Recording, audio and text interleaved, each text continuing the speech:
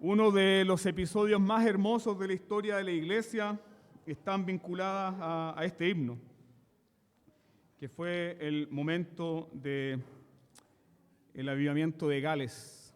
Y mientras la congregación cantaba este himno, muchos fueron movidos abruptamente a una confesión genuina de pecado. Y Dios visitó a esa iglesia con el poder de lo alto, trayendo la salvación de muchos. Que ese sea nuestro deseo. Que nuestro deseo sea que Dios envíe tiempos de refrigerio de su presencia a nuestras vidas. Continuamos con nuestra serie, las cartas pastorales. Nos encontramos en 2 Timoteo. Y el texto de esta mañana es 2 Timoteo, capítulo 2, verso 19 al 21.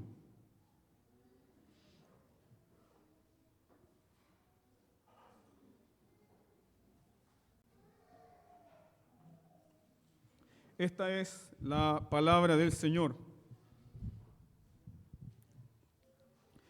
Pero el fundamento de Dios está firme, teniendo este sello: conoce el Señor a los que son suyos, y apártese de iniquidad todo aquel que invoca el nombre de Cristo.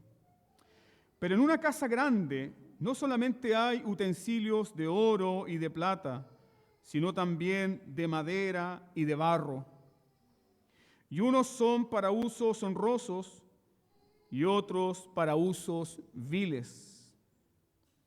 Así que, si alguno se limpia de estas cosas, será instrumento para honra, santificado, útil al Señor y dispuesto para toda buena obra. Amén. El título de este sermón es Los instrumentos que Dios usa. Los instrumentos que Dios usa. De pronto pensamos nosotros que estos instrumentos que Dios usa son personas de habilidades y mentes poderosas. De pronto pensamos que los instrumentos que Dios utiliza poderosamente son instrumentos que están llenos de dones. Pensamos que son personas llenas de grandes dones y de grandes recursos.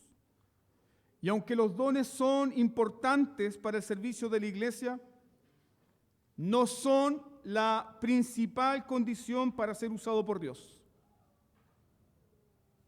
No son la principal condición para ser usados por Dios. ¿Por qué? Porque lo que acabamos de leer nos enseña que antes de los dones, para el apóstol Pablo, a través de la revelación del Espíritu Santo, es muy importante que el temor a Dios, la santidad, el carácter formado por Dios. Entonces, la principal condición para ser usado por Dios, Pablo nos enseña que no es la habilidad, sino la santidad. No es habilidad. No es habilidad para hacer esto u otra cosa, sino es la santidad lo que nos hace útiles para Dios. Por eso termina el pasaje con esta proclamación del apóstol Pablo.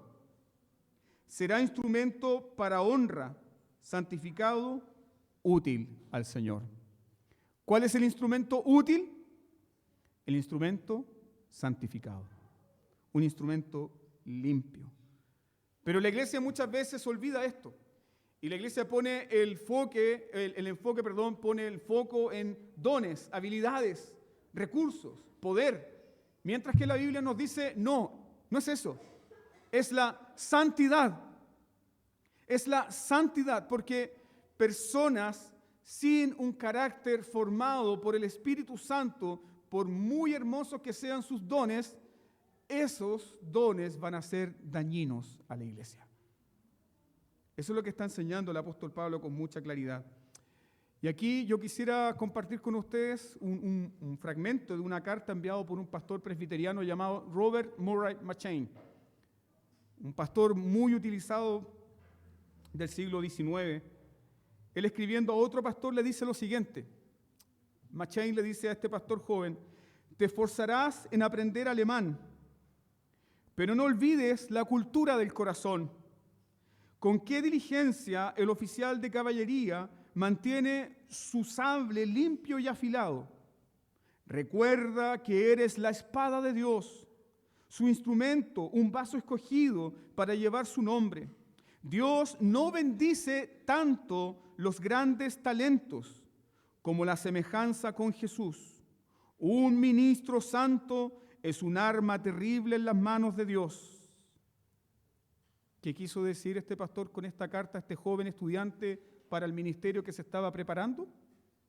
Cuida tu corazón, cuida tu relación con Dios. Preocúpate de ser un ministro santo. Tú eres la espada, le decía este joven pastor. Por lo tanto, mantén el filo. Preocúpate de tener un corazón santificado. ¿Por qué? Porque un ministro santo es un arma terrible en las manos de Dios. Y luego terminó su carta diciendo: no son tanto los grandes talentos que Dios bendice, sino que un carácter semejante al de Cristo. Un antiguo pastor decía esto: el hombre, hablando de los pastores, aunque sea un chambón, no estaba hablando de un hombre ordinario, sino un hombre sin preparación, pero si es un hombre temeroso de Dios, que camina con Dios, Dios le amontona las almas. Y él lo decía en su ministerio, y quienes vimos eso nos dimos cuenta de que fue así, evidentemente. Era un hombre que temía a Dios, caminaba con Dios, predicaba el Evangelio. Y fue grandemente utilizado por Dios. Entonces, el mensaje de nuestro texto es muy sencillo. Dios usa instrumentos. ¿Pero qué tipo de instrumentos? Dios usa instrumentos que se santifican y los utiliza para toda buena obra. En la iglesia, queridos hermanos, todos somos llamados a servir. Todos somos llamados a servir y todos somos llamados a ser instrumentos útiles en las manos de Dios, en el reino de Dios. La pregunta que el texto nos hace es la siguiente: ¿qué tipo de instrumentos seremos? Porque en esta casa grande hay vasos de honra y vasos de deshonra. Entonces meditemos en esto. ¿Qué tipo de instrumento deseamos ser? ¿Qué tipo de instrumentos seremos? Pablo menciona a dos hombres que fueron utilizados, no para el bien, sino para el mal. Himeneo y Fileto. Himeneo y Fileto fueron llamados a ser instrumentos de honra. Ellos recibieron un llamado. Ellos recibieron un llamado al ministerio pastoral. Ellos fueron probados por el apóstol Pablo. Fueron apartados y fueron consagrados para la predicación del Evangelio. Pero ¿qué nos dice la Escritura? Se desviaron de la verdad. Se desviaron de la verdad. Dejaron de ser diligentes en el estudio de la palabra. Dejaron de presentarse delante de Dios como obreros aprobados que no tienen vergüenza, que no se avergüenzan del Evangelio y que trazan correctamente la palabra de verdad. Ellos se desviaron de la verdad, dejaron de ser diligentes. ¿En qué? Lo que decía Machain, en la cultura del corazón.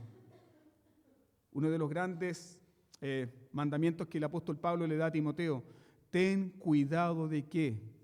De ti mismo. Ten cuidado de ti mismo y de la doctrina, pues haciendo esto te salvarás a ti mismo y a los que te oyen.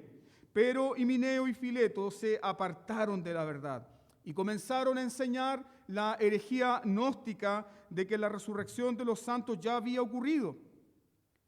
¿Y eso qué trajo a la iglesia? Confusión, desastre, caos. ¿Por qué? Porque muchos ya estaban viviendo vidas licenciosas, en libertinaje.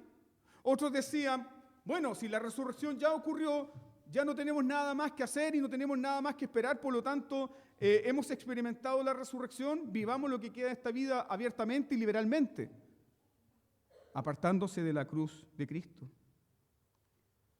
El texto dice que ellos, Himeneo y Fileto, yo quiero que recuerde esto, por su falsa enseñanza, apartaron a algunos de la fe. Trastornaron la fe de algunos. Esos algunos no eran del mundo, esos algunos no eran gente extraña a la iglesia, esos algunos eran miembros de la iglesia. Eran miembros de la iglesia. Ellos apartaron de la fe a algunos, no a todos, sino a algunos. ¿Y qué Pablo había advertido en su primera carta a Timoteo? Ve por favor a 1 Timoteo capítulo 4, versículo 1.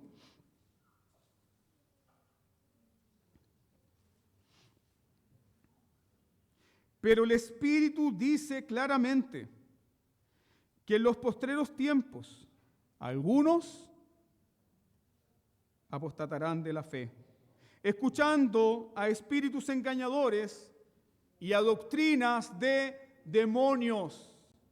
No está hablando del mundo, no está hablando de personas extrañas a la iglesia, está hablando de personas que dentro de la iglesia son seducidos por el engaño, son seducidos por la mentira, son seducidos por falsas doctrinas y escuchan a falsos maestros. Y ellos se apartan ¿de qué? Se apartan de la fe. Pero esto es muy hermoso lo que dice el apóstol Pablo, porque no son todos, son, una vez más, algunos. Son algunos. Algunos apostatan de la fe, algunos se apartan de la fe, son algunos los que escuchan espíritus engañadores, son algunos los que siguen doctrinas de demonios. ¿Por qué sucede esto? Dentro de la casa de Dios. No sucede fuera, sucede dentro de la casa de Dios. ¿Por qué sucede esto? Piénsalo. Porque dentro de la iglesia tenemos trigo y tenemos cizaña. Sí, hermano. Porque dentro de la iglesia tenemos ovejas y tenemos cabras. Porque dentro de la iglesia incluso también tenemos lobos vestidos con piel de oveja. Y la palabra de Dios siempre nos está examinando. La palabra de Dios siempre nos manda a nosotros ¿a qué? Mirar nuestro corazón, examinarnos si realmente estamos en la fe. Pero hay algo más. Dios en su propia casa levanta soberanamente falsos maestros. ¿Para qué? ¿Qué nos dice el texto? Dios en su casa levanta soberanamente falsos maestros. ¿Para qué? Para quitar la paja de la iglesia.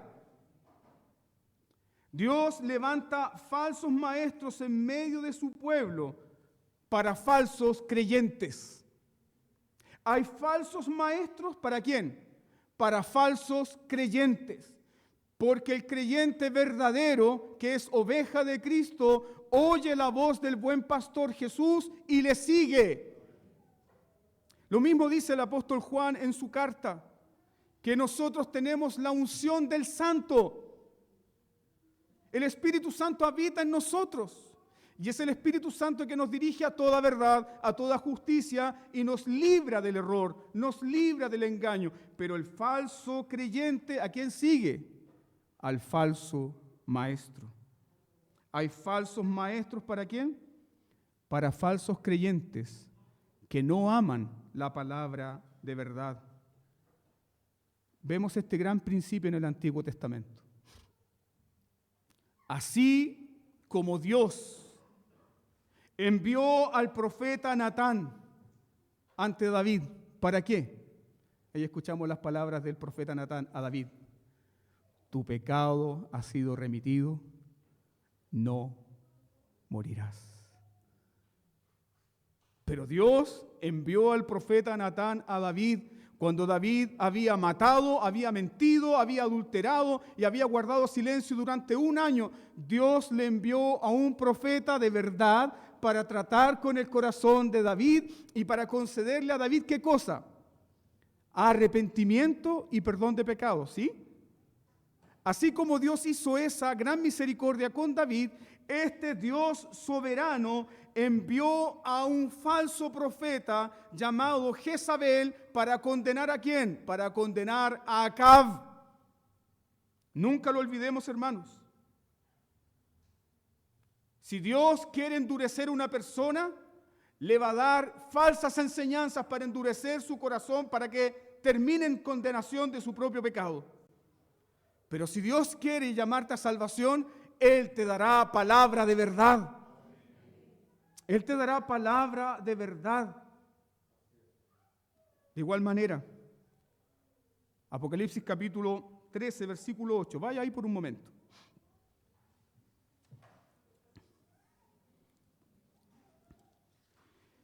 ¿Quiénes son los que se deslumbran por la bestia? ¿Quiénes son los que escuchan las palabras de la bestia? ¿Quiénes son aquellos que serán seducidos por el poder de la bestia? Apocalipsis 13:8.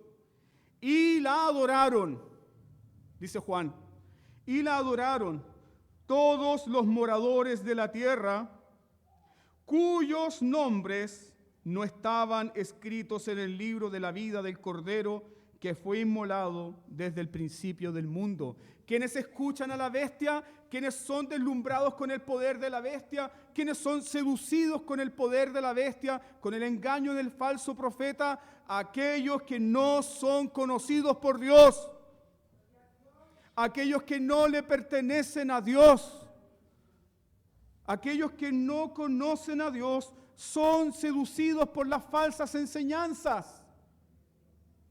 Hermano mío, por favor, guarda esto en tu corazón. Dios levanta falsos maestros, falsos enseñadores en su pueblo, ¿para qué? Para apartar de la fe, no al verdadero creyente, porque el verdadero creyente no caerá jamás.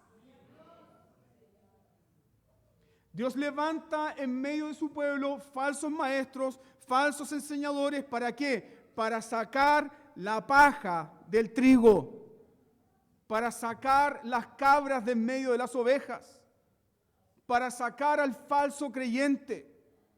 Y nosotros somos exhortados por esta palabra para examinarnos si hemos recibido amor por la verdad, si hemos recibido el amor por la palabra de Dios, si mi corazón y tu corazón se están nutriendo con la palabra de Dios.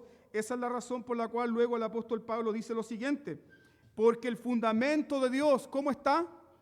Firme. ¿Conoce el Señor a los que son suyos?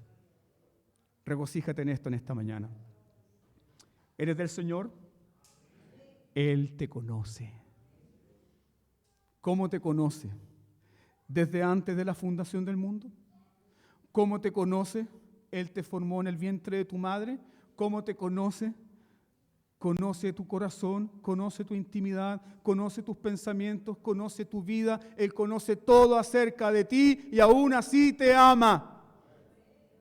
Y entregó a su Hijo por ti. Conoce el Señor a los que son suyos. Meditemos por un momento en esto. Parecía que el caos era grande en la iglesia de Éfeso, porque algunos estaban siendo trastornados por esta falsa enseñanza de Himeneo y Fileto, pero Pablo nos dice: el fundamento de Dios está firme. No es la iglesia la que está firme. No son los pastores los que están firmes. No son los apóstoles los que están firmes. Es el fundamento que permanece firme para siempre.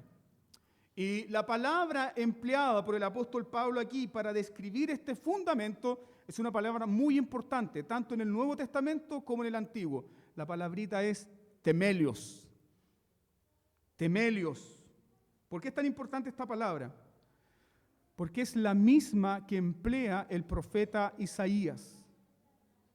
Recuerden que para nosotros el Antiguo Testamento lo recibimos a través de la traducción griega, lo que se conoce como la Septuaginta.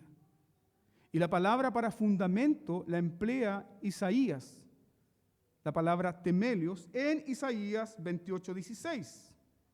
Dice así: por tanto, Jehová el Señor dice así: he aquí que yo he puesto en Sión por fundamento una piedra, piedra probada, angular, preciosa, de cimiento estable. El que creyere no se apresure. Piedra preciosa, piedra aprobada, piedra angular, de cimiento estable. Toda la seguridad de la iglesia, toda la fortaleza de la iglesia depende de esa piedra angular. Depende de ese fundamento que ha sido probado. Piedra aprobada. Piedra escogida, de cimiento estable.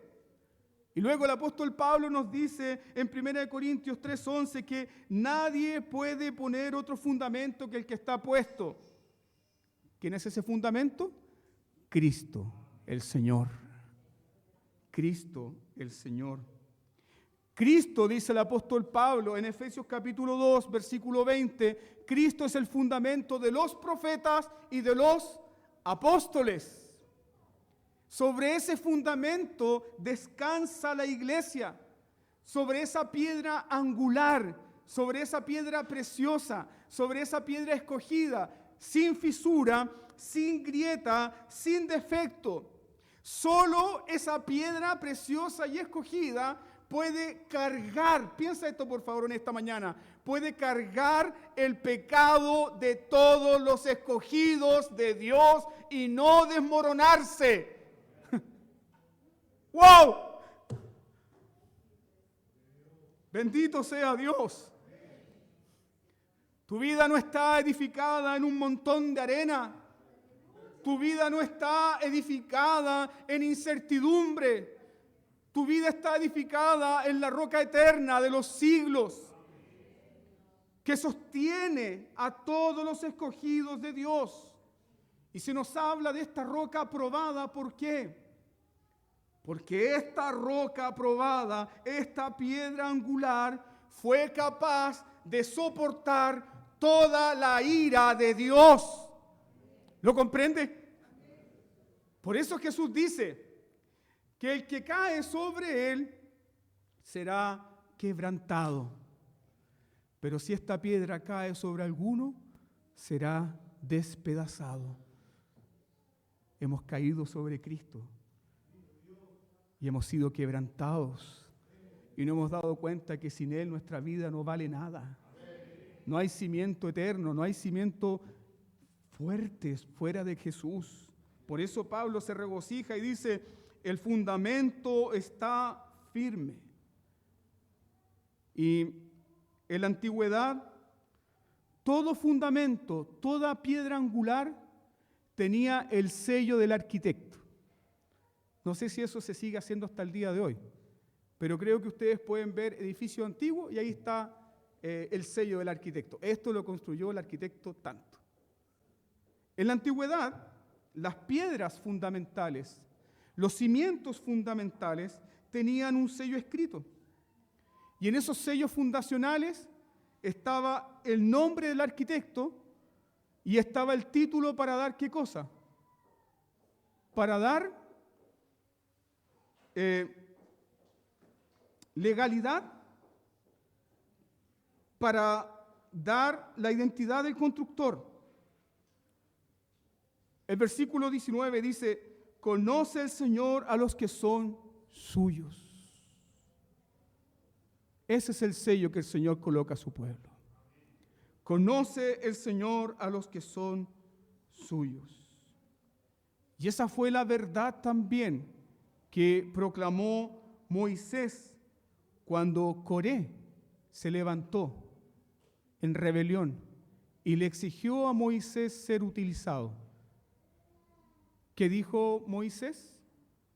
Bueno, mañana preséntense ustedes entre los sacerdotes y veremos quién será reconocido como pueblo del Señor.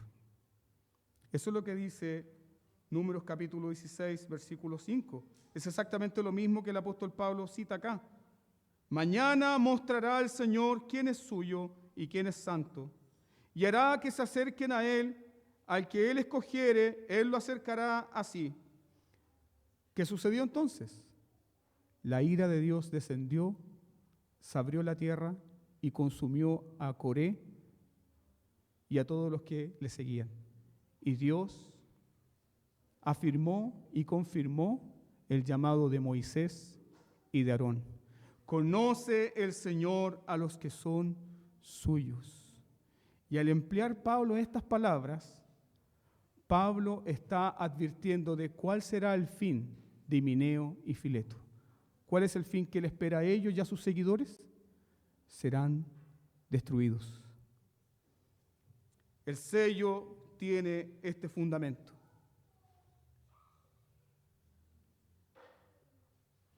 Un aspecto invisible que solamente Dios conoce. Conoce el Señor a los que son suyos, pero también tiene un aspecto visible. El aspecto invisible, solo Dios conoce a los que son suyos. Dios sabe aquello. Dios puede distinguir entre oveja y cabra. Dios puede distinguir entre trigo y cizaña. Dios puede distinguir entre luz y tinieblas. Dios sabe quiénes le pertenecen, quiénes son suyos. Pero también hay un aspecto visible. ¿Cuál es ese aspecto visible? Apártese de iniquidad todo aquel que invoca el nombre de Cristo. Si dices ser del Señor, tu vida va a ser una evidencia de ¿qué? Que te apartas de la iniquidad. Si dices ser del Señor, si dices conocer al Señor, si dices que el Señor te conoce, tu vida va a dar testimonio de ¿qué? Que no tienes nada que ver con la iniquidad, no tienes nada que ver con la maldad. Conoce el Señor a quienes son suyos. Y es más, Dios conoce a aquellos que dicen ser suyos y no lo son. Dios sabe quiénes son esos. Aquellos que dicen ser de Dios, pero no son de Dios, en el día del juicio serán descubiertos. Mira por favor Mateo capítulo 7, versículo 21-23. No todo el que me dice Señor, Señor, entrará en el reino de los cielos, sino que hace la voluntad de mi Padre que está en los cielos. Muchos me dirán en aquel día, Señor, Señor, no profetizamos en tu nombre, y en tu nombre echamos fuera demonios, y en tu nombre hicimos muchos milagros. Entonces les declararé, nunca os conocí, apartaos de mí, hacedores de maldad. Ahí está la relación. Conoce el Señor a los que son suyos. ¿Qué deben hacer? Apártense de iniquidad. Por lo tanto, también el Señor conoce a los que no son suyos. Y la evidencia de aquellos que no son suyos es que son obradores de maldad. Ahora escucha con atención las palabras de Cristo. ¿Estos obradores de maldad están fuera de la iglesia? ¿Lo entiende, hermano? Predicamos en tu nombre. Echamos fuera demonios. Hicimos milagros. ¿Qué les dirá el Señor de la casa? No te conozco. No sé quién eres. No sé quién eres. Nunca escuché tu oración. Nunca tuvimos una relación. Nunca caminé contigo. Nunca te vi con misericordia. No sé quién eres tú. No te conozco. Tal vez cantabas de mí. Tal vez abriste la Biblia, tal vez te arrodillaste, tal vez levantaste tus manos en mi nombre, pero yo no te conozco, no sé quién tú eres. Apártate de mí, hacedor de maldad. Es terrible, ¿no? Es terrible, ¿no? Es terrible. Y se nos da esta advertencia para tomar en serio las Sagradas Escrituras. Conoce el Señor a los que son suyos y apártese de iniquidad todo aquel que invoca el nombre de Cristo. Una señal visible que podemos ver: apártese de iniquidad todo aquel que invoca el nombre de Cristo. ¿Por qué esto es así? Porque la elección no produce impiedad. De pronto se nos acusa a nosotros, a los calvinistas, a la gente de la teología reformada, que nuestra teología o que la doctrina de la elección produce gente impía, produce gente libertina, produce gente mundana. Hermanos míos, eso es una calumnia, eso es una blasfemia, eso no es así. La elección produce santidad. La elección es para la santificación. Quiero que veas eso en tu Biblia. Mira por favor Efesios 1:4.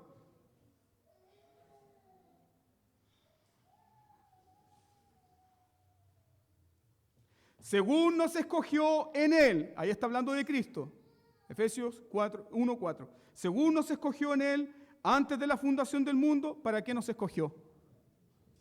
¿Qué dice tu Biblia? Para que fuésemos santos y sin mancha delante de Él. Él no escoge porque tú eras santo. Él no te escogió porque tú no tenías pecado. Él no te escogió porque tú eres una persona limpia. No, Dios escoge para santificación.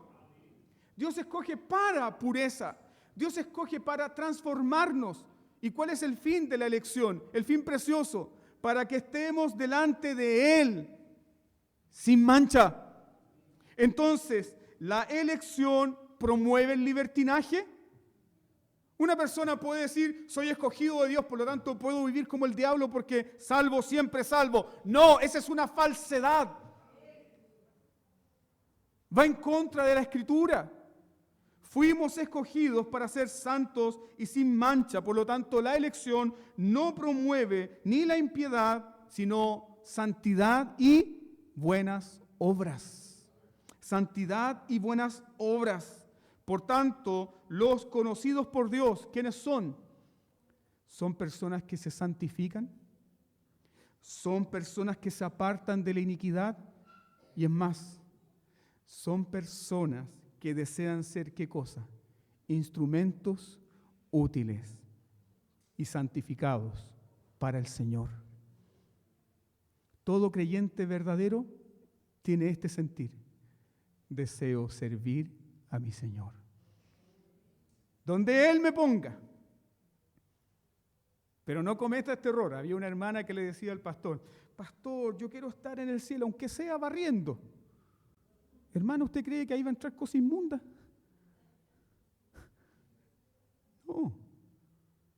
No.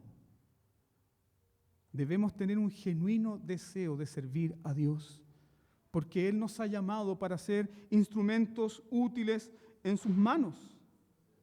Y esa es la razón por la cual ahora Pablo deja la ilustración del fundamento y pasa a la siguiente ilustración. La ilustración de una casa grande. Las ilustraciones son buenas, hermanos, cuando no necesitan tanta explicación. Las ilustraciones son buenas cuando son directas y uno entiende a la primera. Esas son buenas ilustraciones. Y Pablo da ese tipo de ilustración ahora. En una casa grande, dice Pablo, hay diferentes tipos de utensilios, pero todos los utensilios cumplen una función. Y estos utensilios Pablo los presenta en orden decreciente. Primer utensilio, oro, plata, y luego vienen los utensilios más ordinarios, madera y barro.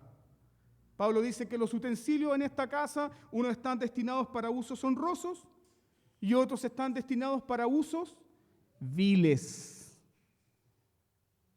Utensilios sencillos, como ollas de barro, platos de madera, y otros utensilios ¿para qué?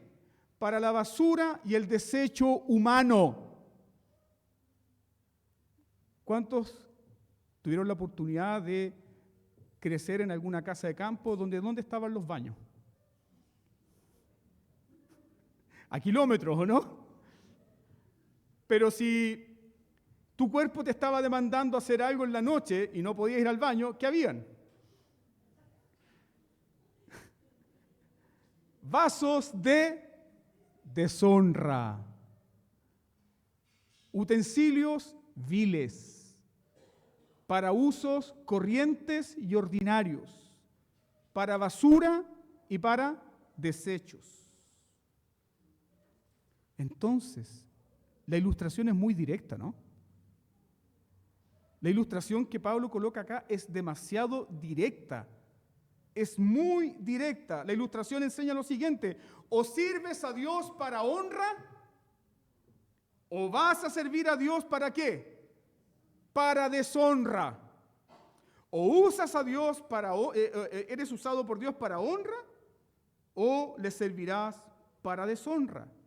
Pero nadie en la casa de Dios, en el reino de Dios, quedará sin ser usado por Dios.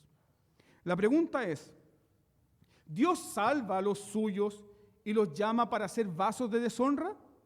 No, porque fuimos escogidos ¿para qué? Para ser santos y sin mancha delante de Él. Pero en la casa de Dios, ¿quiénes son utilizados para deshonra? Aquellos que no le pertenecen. ¿Lo comprende? ¿Lo comprende, no?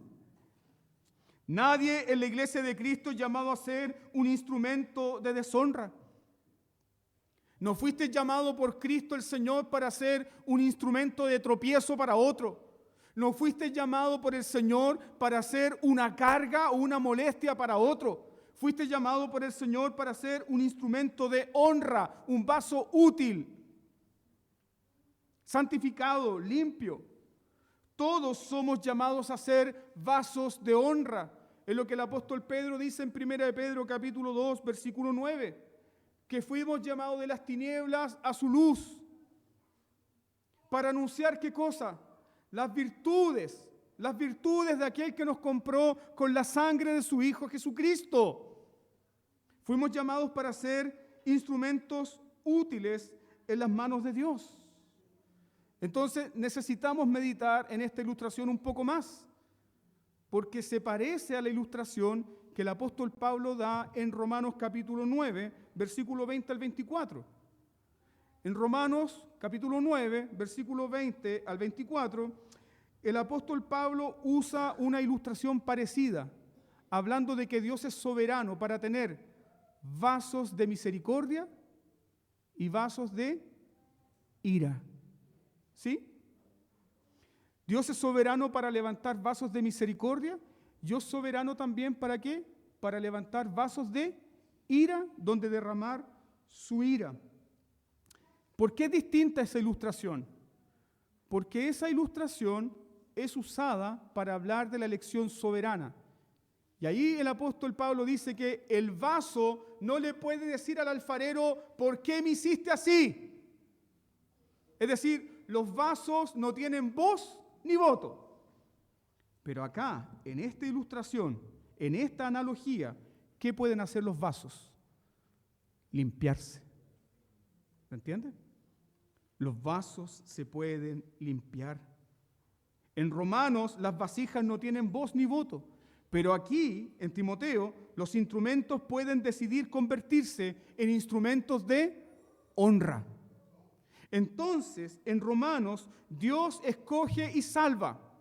Pero aquí no está hablando de esa elección y salvación, sino que está hablando ¿de qué? De la santificación práctica del creyente. ¿Eres escogido por Dios? ¿Cuál será la evidencia entonces? Santificación práctica. No descuide eso, hermano. Santificación práctica. Porque todos seremos instrumentos en las manos de Dios. Unos usados para honra y otros usados para deshonra.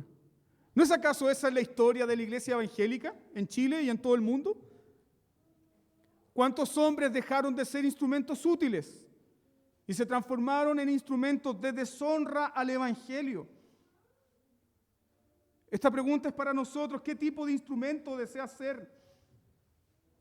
¿Qué tipo de vaso deseas ser? ¿Deseas ser el instrumento por el que la palabra de Dios será blasfemada? ¿Deseas ser ese tipo de instrumento?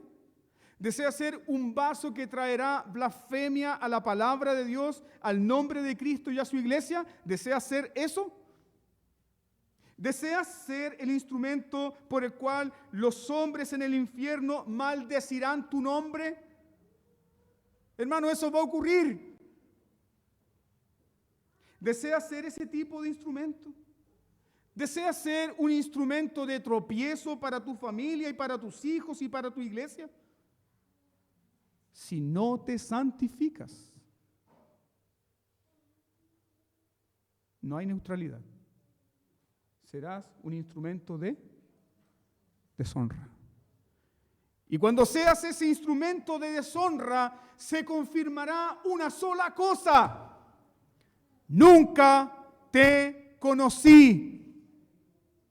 ¿Lo comprende? Nunca te conocí, porque conoce el Señor a los que son suyos, y apártese de iniquidad todo aquel que invoca el nombre de Cristo. Judas, Himeneo, Fileto, Demas, y en este tiempo Rabbi Zacarías, Joshua Harris, todos ellos dan testimonio de que si no procuramos ser vasos de honra, nos transformaremos en vasos de deshonra. El último que mencioné, un pastor que en los años 2000 levantó una gran cruzada con un gran ministerio para hablar del matrimonio cristiano y de las relaciones cristianas. ¿Sabe cómo terminó? Dejando a su esposa, dejando a su familia y tomando a otro hombre para unirse a él. Apóstatas. Por causa de ellos la palabra de Dios es blasfemada. Dejas de santificarte, dejas de consagrarte y comienza el camino hacia ¿qué? Hacia una transformación en un vaso de deshonra. Yo sé que ustedes conocen todas estas historias, hermanos. Tal vez algún compañero tuyo en la juventud fue utilizado, fue un fiel creyente, pero luego se transformó ¿en qué? En una deshonra para el nombre de Cristo y su evangelio. Vasos de deshonra. Con esto Pablo está enseñando que nosotros debemos limpiarnos con nuestras propias fuerzas de nuestro pecado. No, porque la santificación tiene un piso, tiene un fundamento, y ese fundamento se llama justificación. Buscamos la limpieza porque hemos sido perdonados por el sacrificio perfecto de Jesús en la cruz. Buscamos la limpieza de nuestras vidas, ¿por qué? Porque el sacrificio de Cristo, la muerte de Cristo, garantiza una limpieza total. Si Pablo estuviese hablando acá de nuestro propio esfuerzo para santificarnos fuera de Cristo, entonces el sacrificio de Cristo no tiene sentido alguno. ¿Pero de qué está hablando Pablo? Permíteme usar esta ilustración, que es entendible.